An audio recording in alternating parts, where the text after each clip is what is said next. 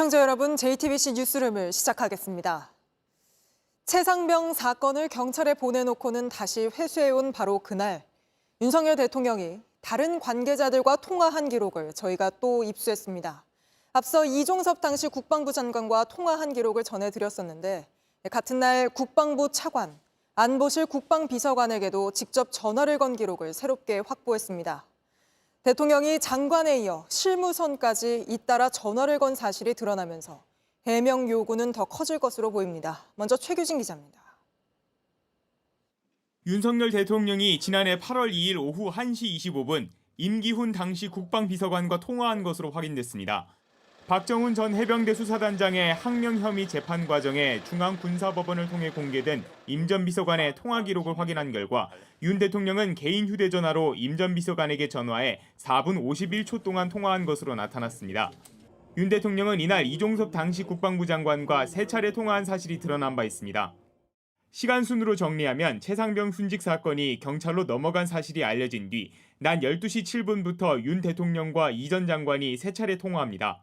채 30분도 지나지 않아 윤 대통령은 임 전 비서관과도 통화했습니다. 이후 군검찰의 사건 회수와 박 전 단장에 대한 보직 해임이 진행됩니다. 임 전 비서관은 지난해 7월 31일 김계환 해병대 사령관과 수차례 통화한 사실이 드러나면서 김 사령관에게 이른바 VIP 경로서를 전한 인물로 지목돼 왔습니다. 이 전 장관 측은 그동안 윤 대통령과의 통화에 대해 사단장을 빼라는 지시를 받은 적 없다고 선을 그어왔습니다. 윤 대통령이 이날 이 전 장관뿐 아니라 임 전 비서관과도 통화한 사실이 드러나면서 이따른 통화가 최상병 순직 사건과 정말 무관했는지 의문이 커지고 있습니다. JTBC 최규진입니다. 사건 회수 이후 혐의자에서 빠진 임성근 전 해병대 1사단장은 부하들의 과도한 의혹 때문에 생긴 일이라며 자신에겐 책임이 없다고 주장해왔습니다. 그런데 임 전 사단장이 당일 현장 지휘관들에게 크게 화를 냈다는 대화가 담긴 통화 녹취 파일이 추가로 공개됐습니다. 이 통화 이후 약 1시간 뒤 최상병은 급류에 휩쓸렸습니다. 이승환 기자입니다.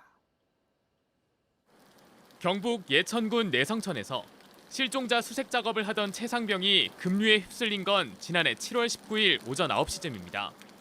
그보다 1시간여 앞선 오전 7시 20분, 최상병이 소속된 포7 대대장과 선임 대대장인 포11 대대장의 통화 내용입니다.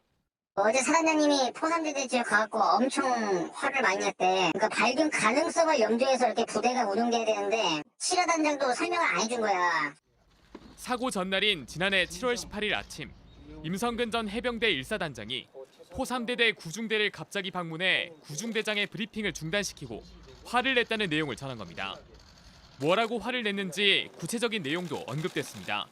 대대장들이 네 말 안 듣냐? 막 이런 식으로도 7회대한테 얘기를 막 했었대. 너가 만약에 사단장을 좋아하면 3대대하고 7대대가 간방주 인근의 병력을 집중 투입해서 지금 수변 일대를 확인하고 있다. 이렇게 좀 보고되는 모습이 될 수 있도록 좀 해주라고. 임 전 사단장은 그동안 복장이 불량하다는 등의 단순 조언만 했을 뿐 부하들이 작전 지침을 오해한 것이라고 주장해왔습니다.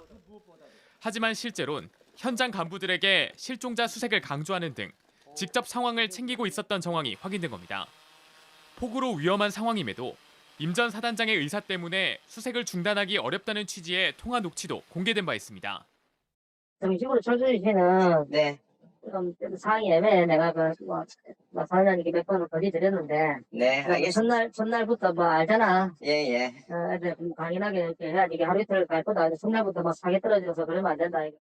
임 전 사단장은 모레 법사위 최상병 특검법 입법 청문회에 출석합니다.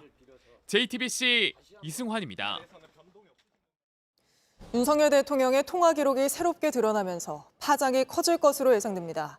이 사건 취재하고 있는 유선희 기자와 스튜디오에서 자세히 짚어보겠습니다. 자, 유 기자, 최상병 사건이 경찰로 이첩됐다가 회수된 그날 대통령부터 해서 여러 가지 통화가 있었습니다. 시간대별로 짚어볼까요?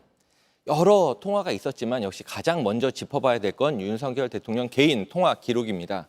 8월 2일 낮 12시 7분부터 57분까지 사이에 3차례 이종섭 당시 국방부 장관과 통화한 사실이 이미 드러난 상태고요. 오늘 오후 1시 25분에는 임기훈 당시 국방비서관하고 통화한 사실이 또 새롭게 드러났습니다. 그런데 윤 대통령이 이 전 장관하고 3차례 통화하던 그 사이에 확인을 해보니까 이시원 당시 대통령실 공직기강 비서관이 또 임 전 비서관하고 통화 그리고 문자를 한 사실이 추가로 드러났습니다. 그러니까 윤 대통령은 국방부랑 통화를 할 때 공직기강 비서관실은 또 국가안보실과 사실상 교차해서 소통을 하고 있었던 겁니다. 네, 최상병 사건이 경찰로 이첩됐다는 게 알려진 직후에 통화가 시작이 되네요. 맞습니다. 최상병 순직 사건 경찰 이첩이 시작된 게 오전 10시 30분이고요. 또 낮 12시부터 오후 1시 30분 사이에 윤 대통령, 이종섭 장관, 이시원 비서관, 그리고 임기훈 비서관의 통화가 교차가 됩니다. 그리고 오후 4시 21분에는 윤 대통령이 신범철 당시 국방부 차관한테 전화를 했고 또 오후 4시 46분에는 이시원 비서관이 유재은 국방부 법무관리관에게 전화를 했습니다. 그 사이에 사건 회수가 이미 시작이 됐고요. 또 박 전 단장의 보직해임 그리고 또 집단 항명 수괴 혐의 입건 이렇게 일사천리로 진행이 됐습니다. 네, 이종섭 당시 장관과의 통화만 드러났을 때 대통령실은 우즈벡 출장 중인 장관과 두 나라의 수출, 방산 수출 같은 현안을 논의하려고 한 것이다 이렇게 해명을 했었는데 신범철 차관이나 임기훈 비서관과의 통화도 같은 이유로 했다고 합니까? 일단 당시 이종섭 장관이 우즈베키스탄 출장 중이었다. 이거는 확인이 된 사실입니다. 하지만 출장 중인 이 전 장관하고 정말 방산 등 우즈베키스탄 현안 관련해서만 통화를 했다면 지금 말씀하셨다시피 왜 같은 날 신범철 차관 또 임기훈 비서관과 통화를 했는지 또 그 사이에 이시원 비서관은 또 왜 임기훈 비서관 또 유재은 법무관리관하고 통화를 했는지가 일단 쉽게 설명이 되지는 않고 있습니다. 네. 무엇보다 임기훈 비서관 아주 전방위적으로 통화를 한 사실이 확인이 되고 있는데요. 이종섭 장관이 최상병 순직 사건 이첩 보류를 지시한 당일이죠. 지난해 7월 31일 김계환 사령관하고 2번 통화한 사실이 앞서 드러난 바가 있습니다. 이 때문에 박 전 단장 측은 김 사령관에게 VIP 경로설 전환 인물로 임기훈 비서관을 지목하고 있거든요. 일단 오늘 밝혀진 통화 기록에 대해서 대통령실에 입장을 요청한 상태지만 아직 답변은 오지 않은 상태인데 이들 통화 기록이 정말로 최상병 순직 사건과 무관한지 밝혀져야 될 것으로 보입니다. 네, 통화 기록은 오늘 전해드린 게 끝인가요? 더 있습니까? 네, 오늘 오후에 통화 기록을 입수를 했기 때문에 추가 분석이 필요한 상황인데요. 일단 이시원 비서관, 임기훈 비서관 사이에 추가 통화 문자 기록은 더 있는 것으로 지금 파악이 된 상태입니다. 네, 알겠습니다. 오늘은 여기까지 짚어보고 계속해서 분석 또 해보도록 하겠습니다. 유선희 기자였습니다. 다음 소식입니다. 규정에 어긋난 군기 훈련을 받다 사망한 훈련병의 동기들이 오늘 5주 신병 교육을 마쳤습니다. 수료식이 열린 오늘 숨진 훈련병의 어머니가 편지를 공개했습니다. 오늘 수료생 중 우리 아들만 없다. 누가 책임질 거냐고 비통함을 토로했습니다. 조승현 기자입니다. 체육관 앞 현수막엔 저녁까지 무사해달란 문구가 붙었습니다. 5주 신병교육 수료식이 열린 이곳. 찾아온 가족들은 흰 국화꽃을 들었습니다. 들어서자마자 추모 공간에서 고개 숙였습니다. 군기 훈련받다 숨진 청년, 내 아이 같고 친구 같아서입니다. 같이 있었으면 좋겠다. 그리고 여러 부모님들 이렇게 하듯이 가족과 얼싸안고 사진도 찍는 신병들, 편히 웃지 못했습니다. 행사 내내 입을 꽉 다물었고 눈물 참는 병사들도 있었습니다. 동기를 두고 떠나는 게 미안했고 어머니 보자마자 뭐라고 하던가요, 아들이? 나 별말 안 해요. 제 혼자 그냥 울고 싶 그래요. 네. 부모들은 내 자식이 살아나온 게 고맙고 죄스러웠습니다. 아이한테도 그랬어요. 너 힘들면 무조건 그냥 쓰러져라. 오죽하면 그러겠어요. 오죽하면. 이 자리에 참석했어야 할 사망 훈련병 엄만 편지를 공개했습니다. 안전하게 수료식 날 보여드리겠다던 대대장 말을 아직 기억한다고 했습니다. 그러면서 쓰러진 아들에게 일어나라고 명령한 중대장을 원망했습니다. 아들에겐 더 일찍 쓰러지는 척이라도 하지 그랬느냐고 했습니다. 수료식이 끝난 뒤 병사들은 다시 못 볼 동기에게 격려했습니다. 가족과 손잡고 어깨동무한 채 떠나는 길, 진상을 밝혀달라는 손팻말이 뒤에 남았습니다. 경찰은 무리한 군기 훈련을 지시한 중대장과 부중대장에 대해 구속영장을 신청했습니다. JTBC 조승현입니다. 김건희 여사의 명품백 수수 사건을 수사 중인 검찰이 처음으로 대통령실 관계자를 불러 조사했습니다. 김건희 여사를 보좌해오며 최재형 목사와 소통했던 행정관입니다. 구혜진 기자입니다. 오늘 조사를 받은 조모 행정관은 대통령실에서 김건희 여사를 보좌해온 인사입니다. 최재형 목사가 김 여사에게 김창준 전 미국 연방하원 의원을 사후에 국립묘지에 안장할 수 있게 해달라고 부탁하자 이를 검토하고 국가보훈부 담당 직원 등을 소개해줬다고 지목받은 바 있습니다. 저기 김창정 의원이 건으로 서초동으로부터 연락을 받았어요. 예. 검찰은 지난달 전담수사팀을 꾸린 뒤 본격 수사에 착수했지만 최 목사와 서울의 소리 관계자들이 아닌 대통령실 직원을 조사한 건 처음입니다. 김 여사의 또 다른 측근인 유모 행정관도 다음 조사 대상에 오를 수 있다는 관측이 나옵니다. 최 목사는 유 행정관이 김 여사와의 면담 일정을 조율하고 직접 마중을 나왔다고 주장하고 있습니다. 조국 혁신당은 알선 수재 등의 혐의를 추가해 오늘 김 여사를 공수처에 고발했습니다. 김 여사가 청탁의 대가로 명품 등을 수수한 뒤 이를 검토하도록 지시했다면 이는 알선 수재와 직권남용죄의 공범에 해당합니다. 부정청탁금지법 위반 등의 혐의를 받고 있는 김 여사가 알선 수재와 직권남용 혐의로 고발된 건 처음입니다. JTBC 구혜진입니다. 서울 목동 23층짜리 주상복합 건물에서 아침부터 불이 나 꺼지지 않고 있습니다.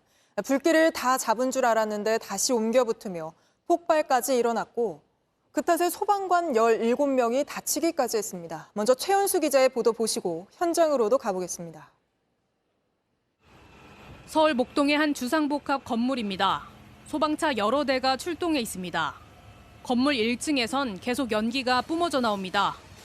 오늘 아침 8시쯤 이 건물 지하 2층 재활용 수거장에서 불이 났습니다. 낮은 층 주민들 일부가 대피했습니다. 40여 분 만에 소방은 불길을 잡았다고 판단했습니다. 가까이 피가 되게 하라고 이렇게 이야기를 하는 거에서 들었어요. 초반 진압 실패예요. 그런데 2시간여가 지난 오전 10시 30분쯤 다시 불길이 번졌고 대응 1단계가 발령됐습니다. 그리고 오후 3시엔 지하 1층에서 폭발음이 울렸습니다. 어떡해! 지하에서 불길을 잡던 소방대원 17명이 머리와 팔을 다쳤습니다. 주민들은 화재 경보도 울리지 않았고 스프링클러도 작동하지 않았다고 말했습니다. 불이 났다는 얘기가 없었다니까. 여기 이미 분류동자가 10대가 와 있는데도 나는 아무것도 모르고 아침을 아들한테 주고 있었다니까요. 소방당국은 고열과 수증기로 인한 폭발로 보고 정확한 원인을 찾고 있습니다. 현재까지 일부 가구를 빼고는 모두 안전을 확인했다고 덧붙였습니다. JTBC 최연수입니다. 네, 바로 현장으로 가보겠습니다. 한민정 기자가 나가 있습니다. 자, 함 기자, 아직도 불길은 못 잡은 겁니까? 네, 조금 전에 소방 헬기까지 동원이 됐는데요. 소방당국은 곳곳에 불씨가 숨어 있다가 다시 나타나고 있다면서 진화 작업에 애를 먹고 있다고 설명했습니다. 네, 그런데 그 잡았다고 하는 불길이 어떻게 다시 시작된 겁니까? 지하 2층 불길을 잡은 뒤에 연기를 빼내는 작업을 하고 있었는데요. 이때 불씨가 환풍구를 타고 지하 1층으로 올라간 걸로 추정이 되는데 정확한 원인은 아직 나오지 않았습니다. 두 번째 불이 시작된 곳도 지하 1층 화장실 천장입니다. 네, 결국 폭발까지 있었는데 그 원인은 나왔습니까? 소방당국은 일단은 불로 인한 열과 수증기 그리고 산소가 결합하면서 일어난 걸로 추정된다고 설명을 했습니다. 가스와 전기는 화재 직후에 모두 차단을 한 상태에 여부하고요. 추가 폭발 가능성은 적다고 밝혔습니다.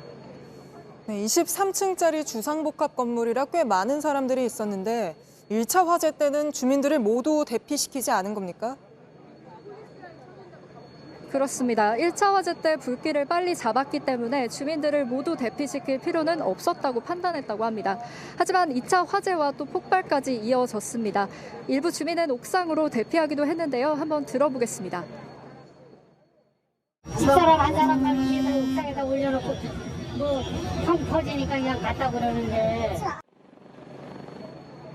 아직 불길을 완전히 잡지는 못한 데다가 천장이 무너질 위험도 있어서 출입을 완전히 통제하고 있습니다. 주민들도 오늘 밤까지는 들어가지 못할 가능성이 높습니다.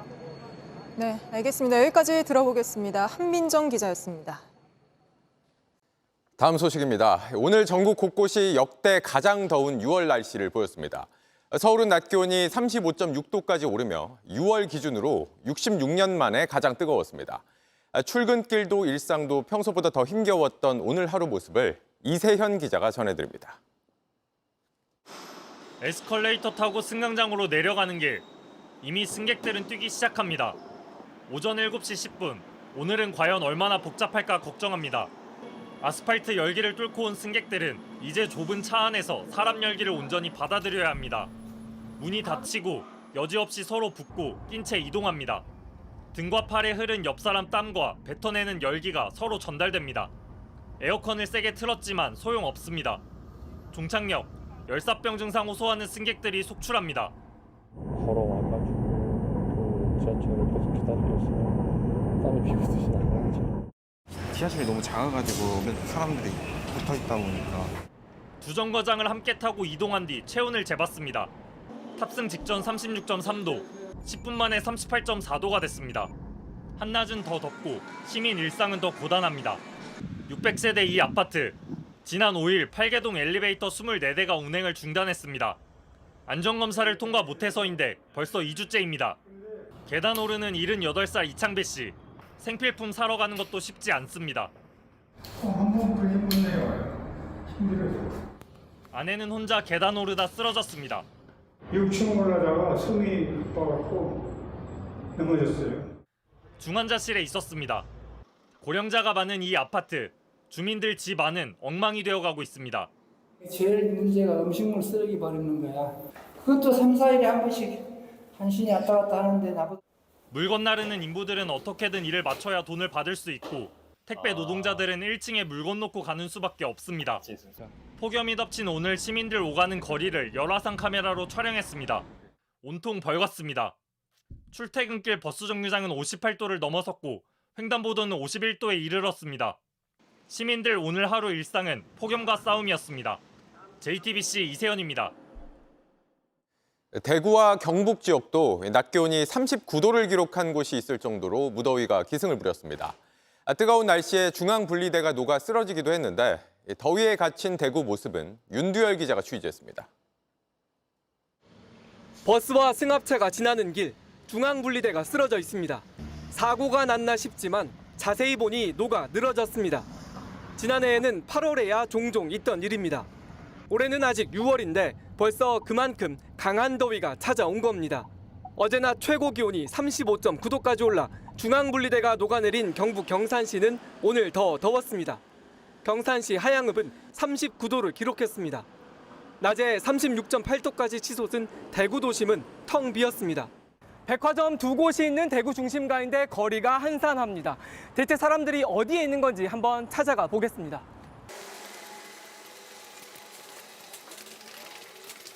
북적거릴 정도로 많은 시민들이 바로 아래 지하에 몰려 있었습니다. 여름이면 지하철 이용객보다 쉬러 오는 사람이 더 많은 환승역입니다. 햇빛이 없어요. 그늘이라 가지고 요 뭐 분수대 돼 있고 요 뭐 앉아 좀 쉬기가 좋아가지고 요 뭐 매일 자주 옵니다. 어차피 손님 없는 한낮, 상인들은 물건이 뜨거운 볕에 상할까 안에 넣어두고 잠시 눈을 붙입니다. 사람이 없다. 나오지는 않는다. 아침에 잠은 바닥 켜보면 없다. 쪽방촌에는 공용 아이스박스가 놓였습니다. 에어컨도 창문도 없는 방에 도저히 못 있고 복도에 나와 얼음물을 들이킵니다. 전기 용량이 부족하니까 과부하 되겠지. 이른 더위에 지친 시민들. 7, 8월엔 어떻게 버틸지 벌써부터 막막합니다. JTBC 윤두열입니다. 이런 무더위는 야외에서 일하는 노동자들의 안전까지 위협합니다. 꼭 1년 전 오늘 20대 청년이 폭염 속에서 쉬지도 못하고 카트 정리 일을 하다가 숨진 걸 계기로 노동자들의 쉴 권리를 제대로 보장해야 한다는 지적이 나왔는데요. 현장을 돌아보니 비슷한 사고가 언제든 또 날 수 있는 상황이었습니다. 김휘란 기자가 취재했습니다. 고 김동호 씨입니다. 1년 전 오늘 코스트코 하남점에서 일하다 숨졌습니다. 33도가 넘는 한낮에 주차장에서 쇼핑카트를 정리하다 갑자기 쭈그려 앉는 게 마지막 모습이었습니다. 찜통 같은 더위에 주어진 휴게 시간은 하루 8시간 근무에 15분씩 15분 동안 마음 편히 쉬기엔 휴게실이 너무도 멀었습니다. 관련법에는 폭염에 노출되면 적절하게 쉬어야 한다는 애매한 규정만 있습니다. 이후 정부가 1시간에 15분 휴식, 현장 그늘막 설치 등 권고사항도 만들었습니다. 지금은 어떨까? 오늘 낮 한 코스트코 매장입니다. 노동자들이 야외 주차장에서 카트를 묶어 옮깁니다. 땡볕에 그대로 노출돼 있습니다. 건설 현장은 더 열악합니다. 오후 1시가 조금 넘은 시간입니다. 온도계는 35도를 넘어섰고 내리쬐는 햇볕도 굉장히 뜨거운데요. 이곳 공사 현장에선 노동자들의 야외 작업이 이어지고 있습니다. 지난해 여름 건설 노동자들이 작업 현장에서 온도계를 들고 찍은 사진들입니다. 체감 온도가 40도와 50도를 넘나듭니다.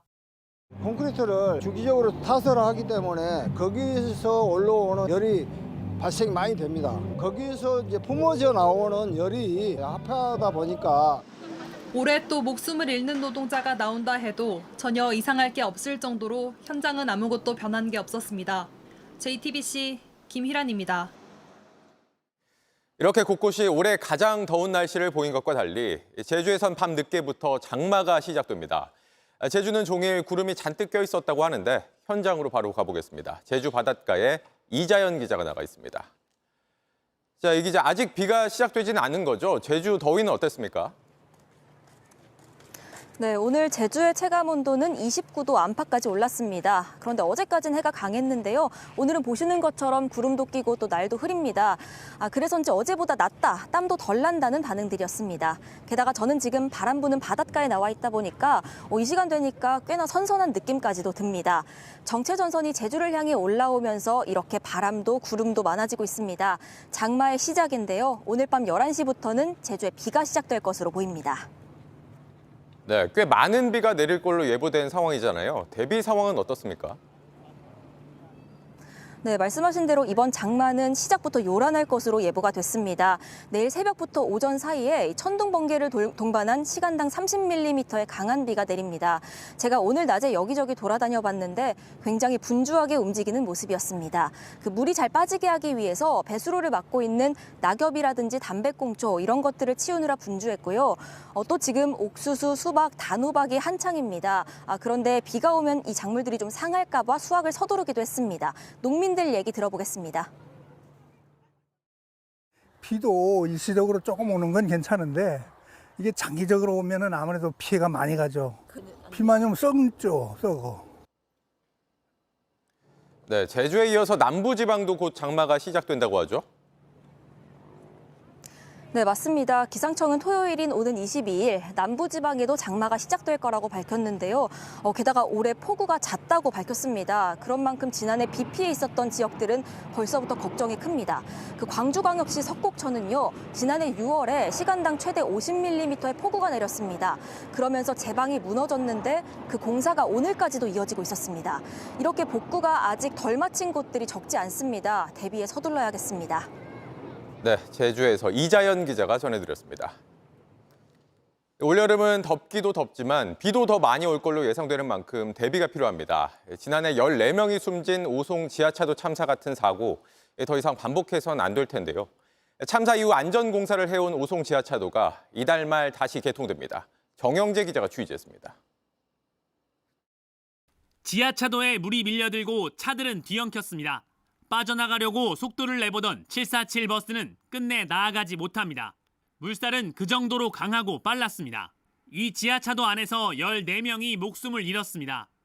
참사 뒤 1년 가까이 궁평 제2 지하차도는 여전히 보강 공사를 하고 있습니다. 오는 30일 다시 개통합니다. 진입 차단 시설을 새로 만들고 내부 배수 시설도 보강했습니다. 오늘 마지막 점검이 있었고 점검단과 유족들이 살펴봤습니다. 사고 뒤 처음 현장에 들어와 본 유족은 울었습니다. 저희 어머니를 잃었던 그 장소이기 때문에 정말 오기 힘들었지만 제 눈으로 확인하고 싶었습니다. 어두운 이곳에서 얼마나 무서웠을까 생각했습니다. 흰 꽃을 바치고 고개를 숙였습니다. 곧 장마가 예고됐지만 물이 넘쳤던 미호강 폭 늘리는 공사는 아직 진행 중입니다. 올 장마는 여전히 기존 제방으로 견뎌야 합니다. 폭염이 지나면 곧 다가올 폭우. 인재는 더 이상 없어야 합니다. JTBC 정영재입니다. 동해 유전 개발 사업을 놓고 여러 의혹들이 제기되자 석유공사가 반박에 나섰습니다. 이름을 밝힐 수는 없지만 세계적인 석유 회사가 추가 검증을 했고 사업에 관심을 보였다고도 했는데요. 이것 역시 아직 투자가 결정되지 않았는데 섣부른 발표 아니냐는 지적이 나왔습니다. 이상화 기자입니다. 김동섭 석유공사 사장이 오늘 직접 브리핑을 열고 동해 심해 유전 개발의 투자 유치 상황을 공개했습니다. 5월 초에 세계적인 메이저 석유 회사 중 한 곳에서 추가 검증을 하였습니다. 이후 이 회사는 내부 검토를 거쳐 공사 측에 사업 참여 관심을 밝혀왔습니다. 현재까지 관심을 보인 곳은 해외 국영기업을 포함한 총 5곳으로 그중 한 곳은 자료 열람 단계까지 진행됐다는 겁니다.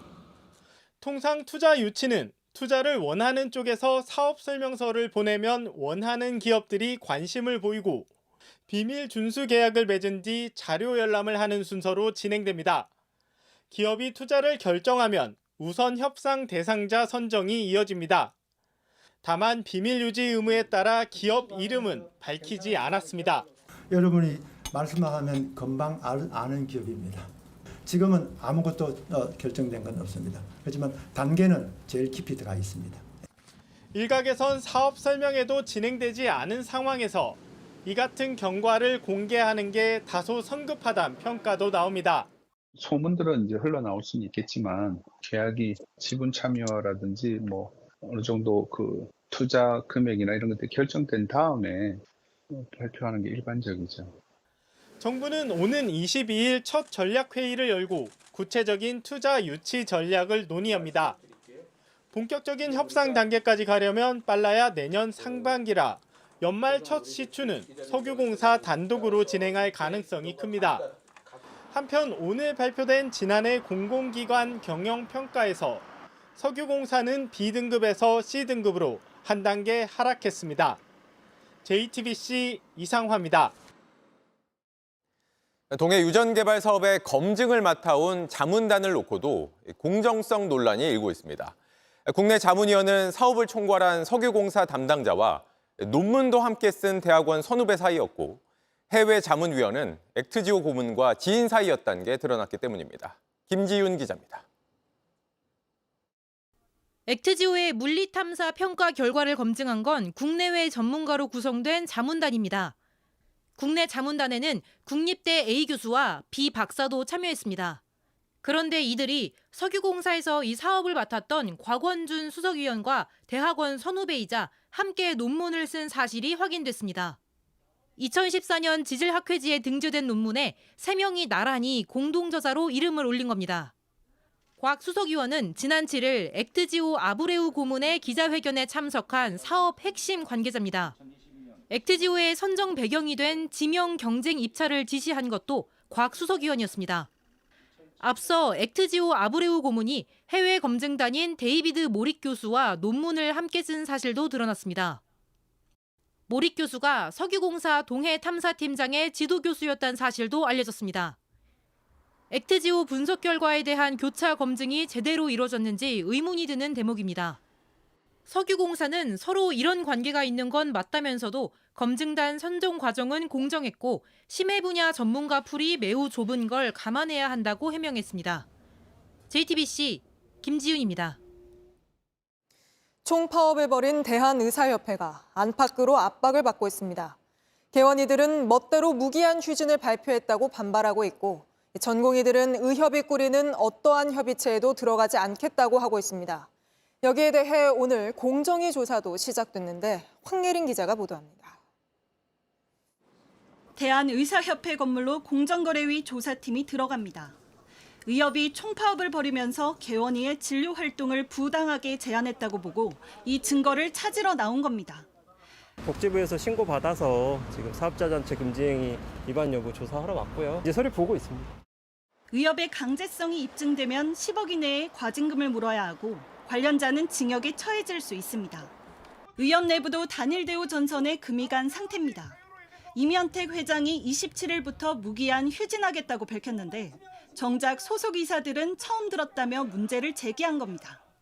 경기도 의사위는 입장문을 통해 우리 회원들은 함께해야 할 동료지 이면택 회장의 장기판 조리안이라며 매번 이런 식의 독선이 분열을 크게 만들고 있다고 비판했습니다.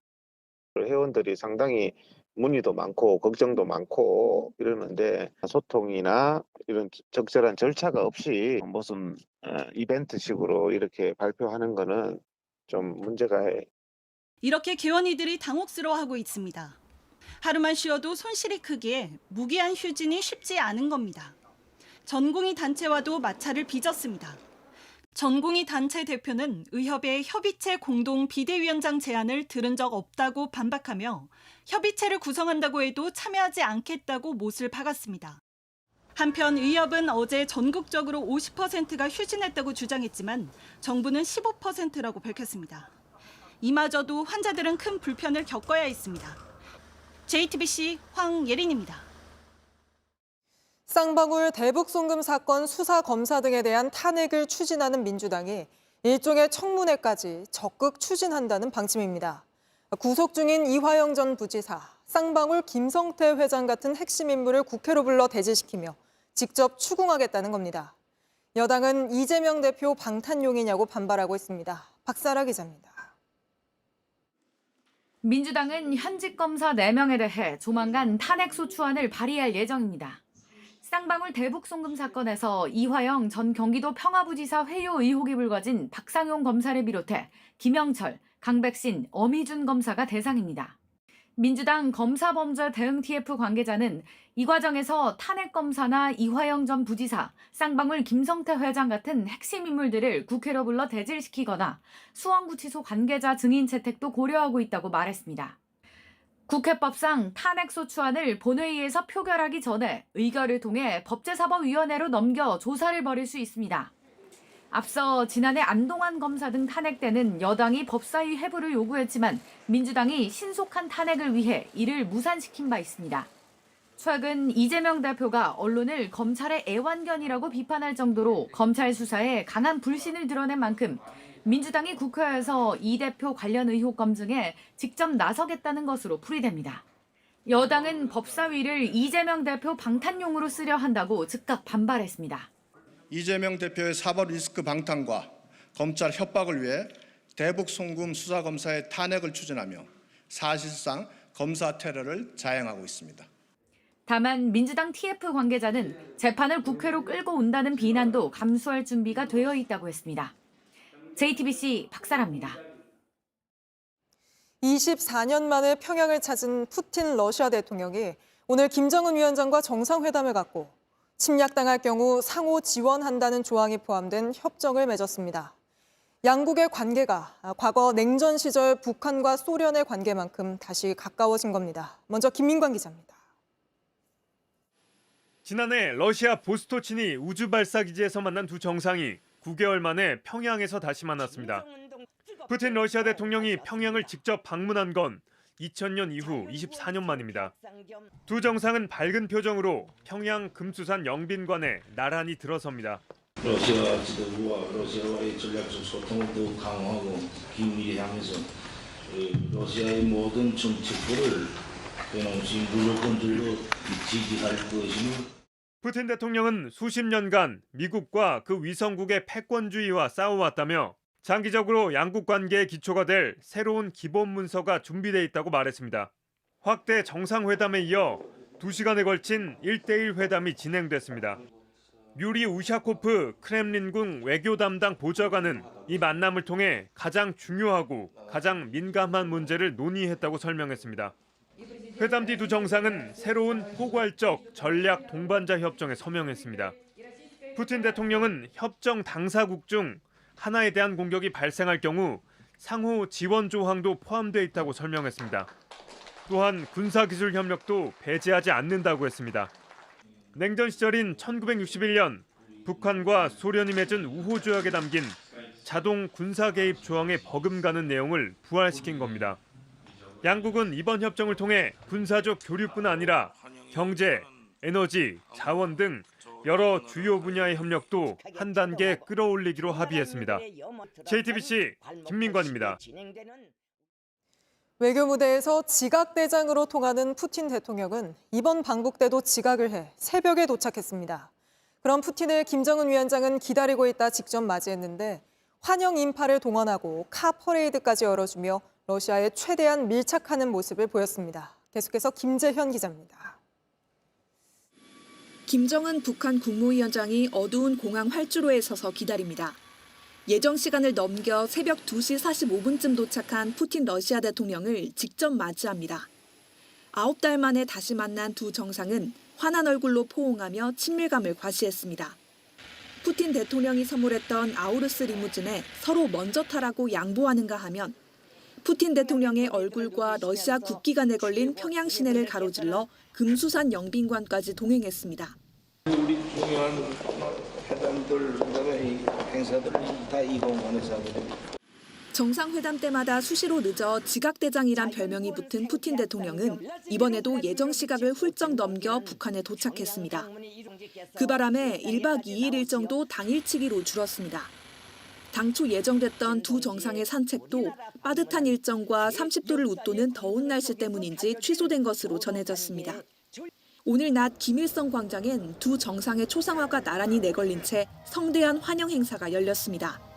김여정 노동당 부부장, 김덕훈 내각총리 등이 단상에 도열해 푸틴 대통령을 맞았습니다. 두 정상은 의장대를 사열하고 대규모 인파의 환영 속에 차량에 올라 카 퍼레이드를 진행했습니다.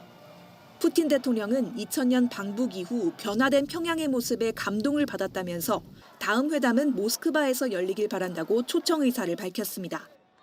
푸틴 대통령은 러시아제 새 아우루스 리무진 한 대를 김 위원장에게 또 선물했습니다. JTBC 김재현입니다.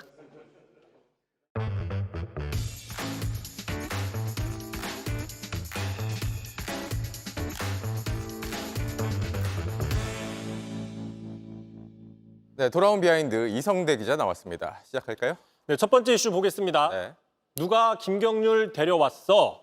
자, 지금 국민의힘 빠르게 전당대회 모드로 돌아가고 있습니다. 사실상 한동훈 전 비대위원장 출마를 결정했다는 얘기들이 나오고 있었죠. 네. 실제로 오늘이었습니다. 여의도의 한 사무실에다가 건물을 임대했다는 겁니다. 지금 보시면은 박근혜, 문재인 캠프들이 있었던 바로 그 건물인데 네. 이른바 명당으로 불리는 건물이에요. 되게 유명한 건물이죠.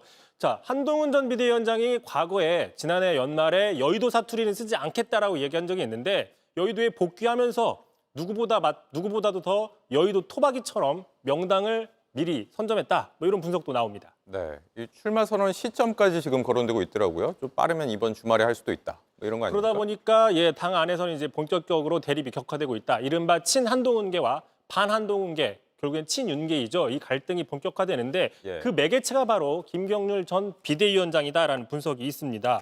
자, 김 전 비대위원장 영입한 직후부터 김 여사에 대해서 마리 앙투아네트를 비유하는 식의 이런 거침없는 발언으로 상당히 논란이 있었던 것이죠. 네.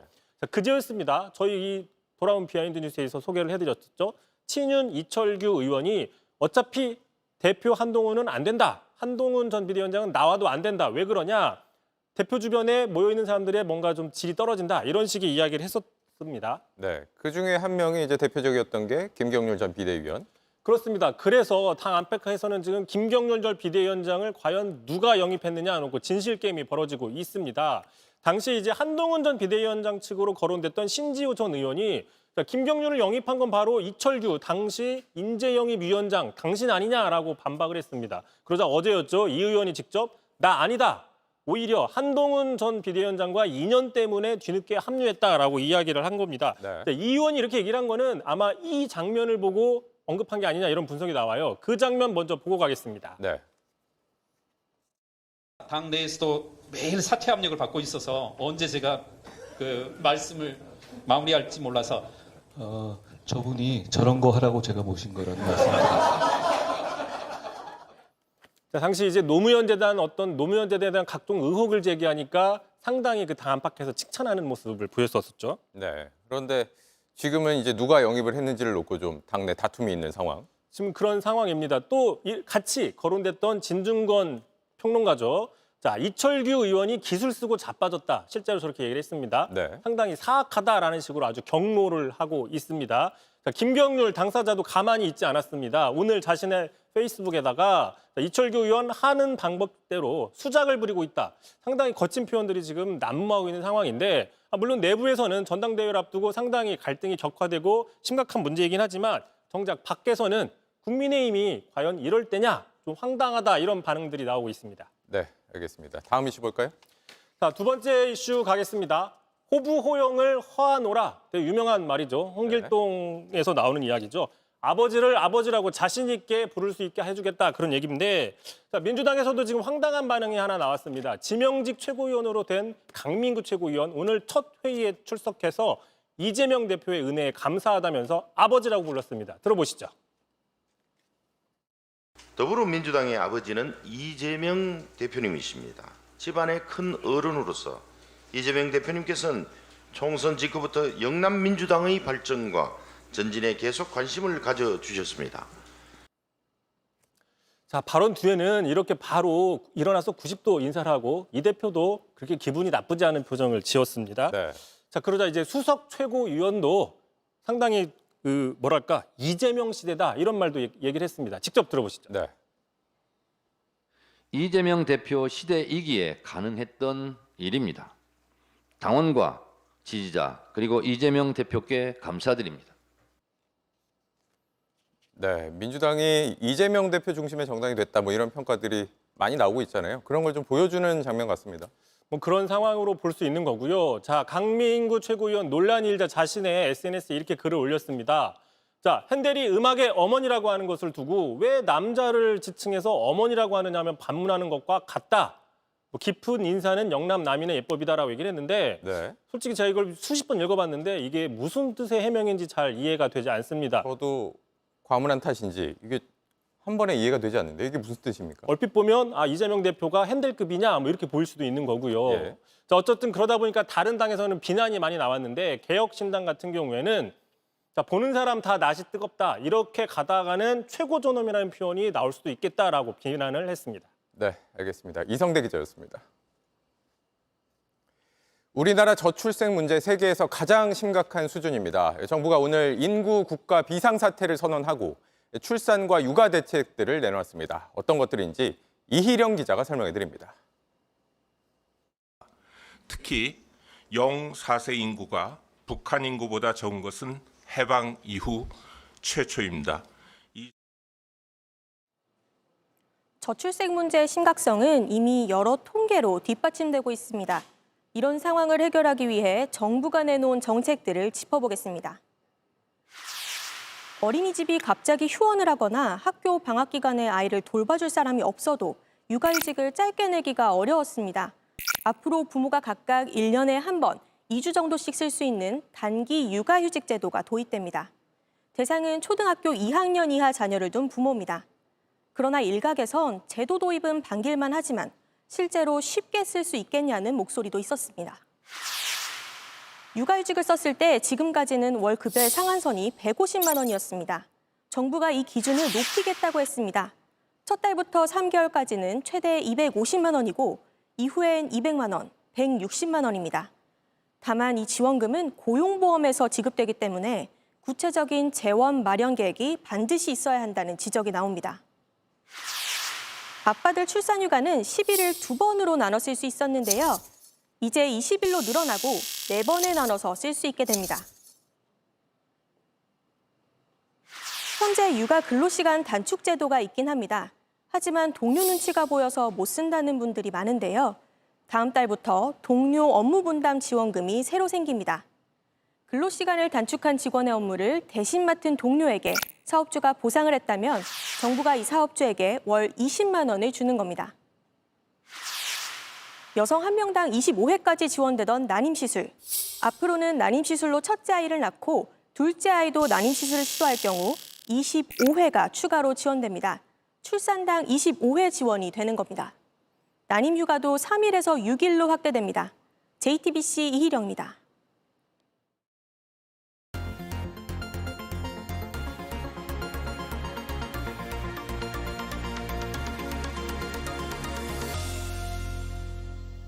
그린벨트로 묶여있는 땅을 주차장으로 무단 사용하고 있는 업체가 있습니다. 중국인 관광객들을 태운 버스들이 그린벨트 땅은 물론이고 주변까지 매일같이 점령하는 탓에 불편하다는 주민들 목소리가 큽니다. 밀착 카메라 송우영 기자가 취재했습니다. 점심시간을 전후로 해서 중국인 등 외국인 단체 관광객들을 태운 버스가 계속해서 들어가고 또 나오고 있습니다. 행주산성 입구 근처에 있는 김전시관으로 오는 겁니다.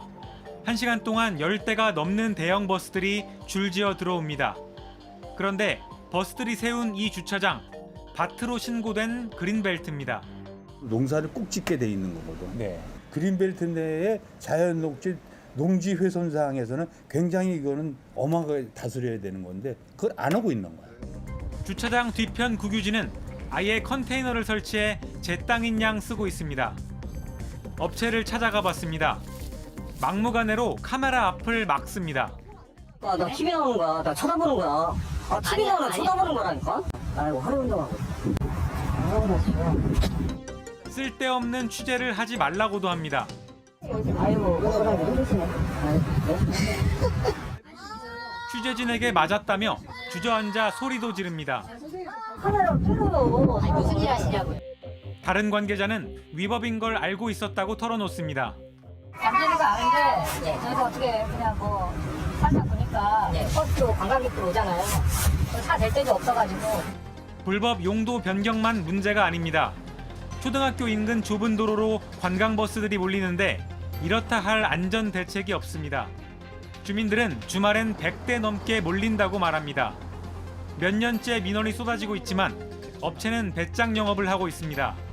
최근엔 주차장에 나무를 심은 뒤 농지로 쓰이니 문제가 없다고도 했습니다. 젓가락 꽂아놓은 거지 이게 무슨 저 나무입니까 이게. 저런 식으로 해서 꽂아놓고 그거를 했다고 하는 걸 나 인정을 해주는 사람들도 참 이상하다고.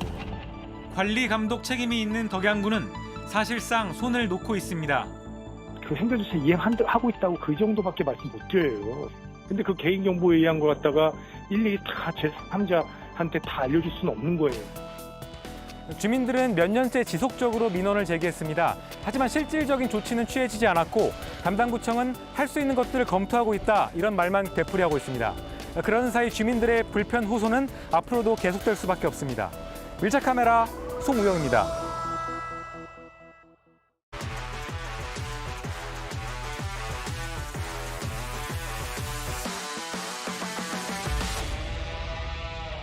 스포츠 뉴스입니다.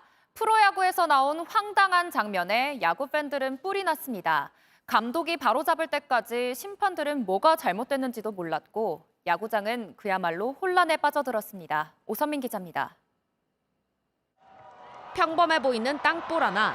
그러나 양팀 감독이 모두 그라운드에 나와 항의하고 심판은 마이크를 잡고 경위까지 설명하는 엄청난 후폭풍을 몰고 왔습니다. 상황은 이랬습니다. 7회 초 무사 1루, NC 김영준의 땅볼을 두산 이루수가 잡아 1루에 던졌는데 타자 주자가 세이프됐고 이때 2루로 슬라이딩에 들어온 김희집을 본 이루심은 태그가 더 빨랐다며 세이프 판정을 내렸습니다. 그러나 이 장면엔 사실 황당한 오심이 숨어 있었습니다. 1루가 채워지는 순간 1루 주자는 2루로 반드시 가야 하는 만큼 태그아웃이 아닌 포스아웃 상황이었는데 이루심은 태그아웃 상황으로 착각해 공보다 늦게 들어온 주자를 살렸고 이후 두산이 요청한 비디오 판독에서도 심판진은 잘못을 인지하지 못한 채 태그 플레이 판독을 해 원심을 유지했습니다. 결국 두산 이승엽 감독이 그라운드로 나와 설명하고 항의한 뒤에야 상황은 정리됐습니다. 태그 플레이가 상관없이 공을 잡고 베이스에 있었기 때문에 아웃으로 선언하겠습니다. 비디오 판독이 번복되는 초유의 일에 이번엔 NC 강인권 감독이 항의에 나섰습니다. 미숙한 경기 운영이 희대의 오심을 낳을 뻔한 상황에 한국야구위원회 KBO는 1루심과 2루심, 비디오 판독권에게 제재금 50만 원을 부과하고 같은 심판조에게 경고 조치했습니다. 어제 기아와 LG의 선두 싸움이 벌어진 광주구장에선 반 이상 돈 뒤 멈춘 기아 이유성의 스윙을 구심이 돌지 않았다고 판단한 장면도 논란을 불렀습니다. JTBC 오선민입니다. 전 세계가 이상고온 현상으로 몸살을 앓고 있죠. 한 달 뒤로 다가온 파리올림픽을 앞두고 참가 선수들의 열사병을 우려하는 목소리가 나오고 있습니다.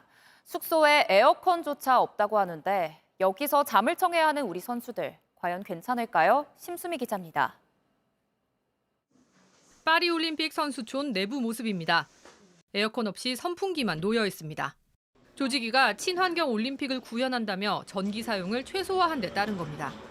하지만 이번 파리올림픽이 역대 최악의 폭염 올림픽이 될 거란 전망 속에 각국 선수들의 우려도 커지고 있습니다. As an athlete, you are programmed to push your body to the absolute limits. And yeah, athletes aren't going to pull back. So if we are competing in these hotter conditions, yeah, it's definitely scary. 포츠머스 대학교 연구진이 최근 펴낸 불의 고리 파리올림픽 폭염 위험이라는 제목의 보고서입니다. 올림픽 출전 선수와 기후과학자, 열생리학자 등의 목소리를 토대로 더위가 선수들에게 실질적인 위협이 될 수 있다고 경고했습니다. 특히 파리에서 마지막으로 올림픽이 열린 1924년 이후 폭염의 빈도와 강도는 계속 높아져서 2019년에는 파리 기온이 역대 최고인 섭씨 42도를 넘겼다는 점을 지적했습니다. You have to weigh in other factors or else you're not going to have the games. Like you're going to have athletes who are barely alive and unable to perform at their best. 종전까지 가장 더웠던 올림픽으로 꼽히는 2020 도쿄올림픽에서는 양궁이나 테니스 경기를 치르던 선수들이 열사병으로 실신하거나 탈진해 실려나가는 일이 벌어졌습니다. 무더위에 대한 우려가 커지면서 미국, 영국, 호주 등 일부 국가는 자체적으로 휴대용 에어컨을 파리에 가져간다고 밝혔습니다. 대한체육회는 우리 선수들에게 친환경 특수 냉매제를 활용한 쿨링 재킷과 쿨링 시트를 나눠줄 예정입니다. JTBC 심소희입니다. 한 할머니에게 가서 폭 하고 안기는 손흥민 선수. 이후엔 눈높이를 맞추기 위해서 주저앉아 할머니와 함께 담소를 나누는데요. 84살의 정금남 할머니는 늘 토트넘 유니폼을 입고 손흥민의 경기를 챙겨본다고 합니다. 남편을 먼저 떠나보낸 뒤 치매 증상이 심해졌는데 손흥민을 응원하면서 병을 이겨내고 있다고 하는데요. 손흥민은 얼마 전 축구대표팀 소집 기간에 할머니를 만났습니다. 사인한 유니폼을 선물하고 또 이렇게 활짝 웃으면서 기념 촬영도 했는데요. 파도 미담만 나오는 손흥민 선수. 이렇게 따뜻한 이야기를 하나 더 추가했습니다. 2010년 남아공 월드컵 당시 총 8번의 독일전 승부를 모두 적중했던 점쟁이 문어 파울 기억하시나요? 유로 2024 개최국 독일이 이번에도 동물들을 동원했습니다. 몇 시간 뒤 독일은 조별 예선에서 헝가리와 만나는데 동물들의 예측 한번 볼까요? 느지막이 걸어 나오는 오랑우탄, 독일 국기가 그려진 스카프를 가져가네요. 이번엔 붉은 강돼지가 공을 굴리는데 기가 막히게 독일적으로 넣고요. 코끼리까지 독일을 향해 공을 뻥 하고 차 넣었습니다. 조금 기이해 보이긴 하지만 이 동물들 나흘 전엔 독일의 개막전 승리도 예언했다고 합니다.